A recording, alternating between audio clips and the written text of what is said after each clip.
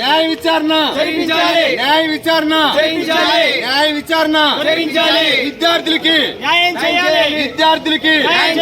విద్యార్థులకి పల్నాడులో జిల్లాలో ఉన్నటువంటి ప్రజా సంఘాలు గాని పార్టీలు గాని ఎవరు కూడా చూస్తూ ఉండరని చెప్పి ఈ సందర్భంగా తెలియజేస్తా ఉన్నా. జరిగినటువంటి విద్యార్థులకి న్యాయం చేయాలని చెప్పి డిమాండ్ చేస్తున్నా. ఎవడు బెదిరింపులకి ఎవడు అదిరింపులకి మేము భయపడమని చెప్పి ఈ సందర్భంగా తెలియజేస్తా ఉన్నా. వెంటనే విచారణ జరగకపోతే రేపు ఎస్ఎస్ఎన్ కాలేజీ బంద్ చేస్తామని చెప్పి కూడా ఏఐఎస్ఎఫ్ గా కమ్యూనిస్ట్ పార్టీగా తెలియజేస్తా ఉన్నాం.